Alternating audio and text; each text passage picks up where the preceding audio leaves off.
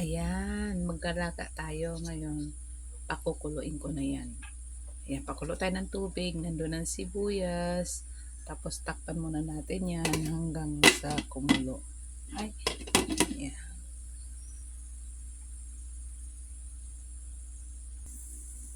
Ayan, kumulo na.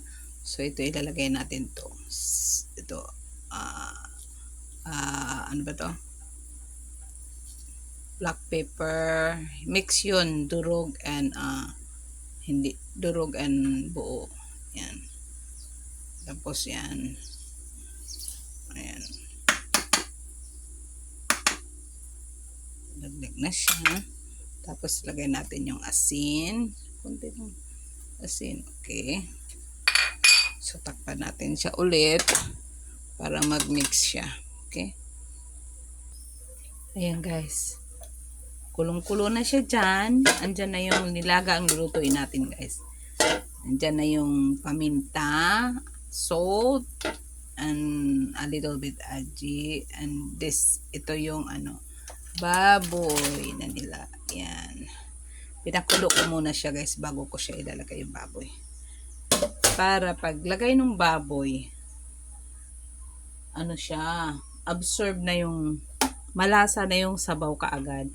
So, okay na siya. Yan. Tapos takpan ulit natin. Ayan. Hayaan natin siyang lumambot. Okay. Okay guys. Habang napapalambot tayo ng baboy, so babalatan na natin tong patatas. Ito na yung patatas guys. Ayan. Babalatan ko siya. Babalatan ko muna siya guys.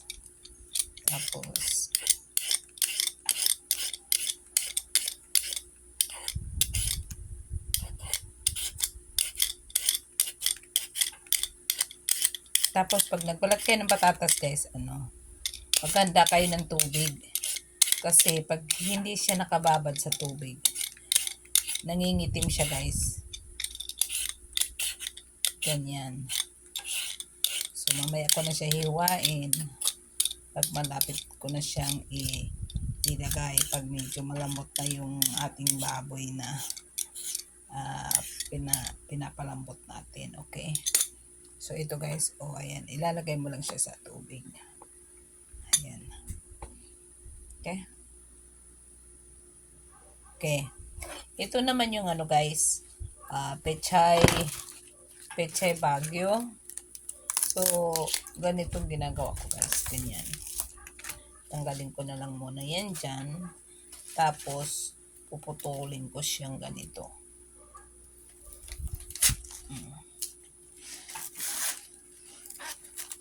Kasi hindi naman kailangan to na gayat na gayat. Tatanggalin ko lang ito. Ayan. Ayan. Tapos, hahatiin ko na lang to siya guys. Kasi pag yan, lalagay ko lang siya dito. Saka ko siya hugasan. Yan. Kasi, hindi naman to guys kalahati. Yan. Yan. Dito malalaki ang tipak. Ayan guys, ito rin Ito yung pechay Tagalog. Ayan. Tinanggal ko lang to Tinanggal ko lang yan. So, huhugasan na natin siya guys. Hugasan na natin siya para makatulo. Okay. Ayan. Ayan na. Nilagay ko na yung pechay. Ayan. I-push natin ng konti para kasya ilagay yung ating pechay bagyo. Ayan. Ayan na. Ay, sorry. Hindi ko na nga. Ayan. Hindi pala nakikita. Sorry. Ayan. Ngayon, ilalagay ko naman tong pechay bagyo. Ayan. Ilalagay ko naman tong pechay bagyo. Pechay bagyo naman siya. Pechay bagyo na may sibuyas. Ayan. Sibuyas yan. Halo. Para maraming vegetable. Ayan. para yung mga bata kain kayo ng gulay. Ayan. Galing sa katawan. Gulay is life. Kailangan kumain ng gulay. Ayan. Maraming gulay. Kasi pag natunaw, pag tinakpan mo to, matutunaw siya eh. Konti na lang siya. So, okay lang siya kahit apaw-apaw lang siya. Kasi pag tinakpan ko yan, yan. Yan, gulay is life. Mga bata, kumain kayo ng gulay. Maganda yan sa katawan. Ayan, takpan na natin. Ay, lalat-lalat ka. Okay? Ayan, nakikita niyo yan guys. Oh, di ba? Kumulo na siya. Ganoon natin. Oh, di ba? Natunaw na siya. Sabi ko sa inyo matutunaw siya pagka kumulo. Ayan, di ba? Yung nilaga natin, punong-puno ng gulay. Ayan.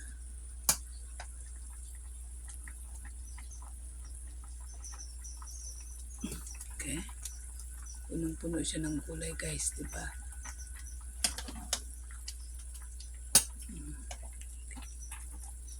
Ayan.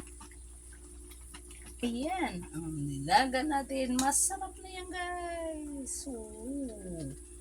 Sabi ko sa iyo, yan na ganyan ako maglaga.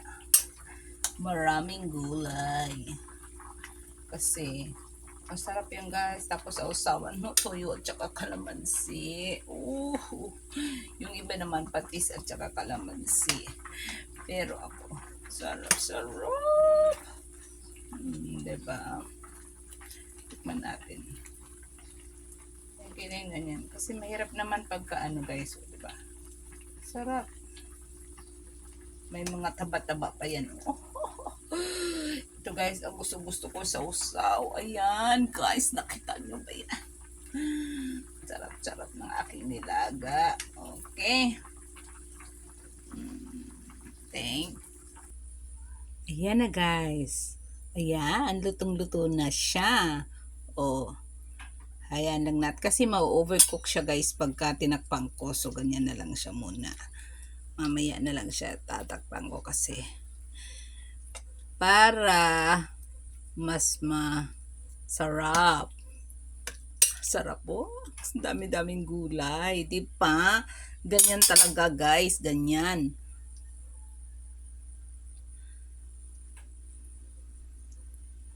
Okay, bye.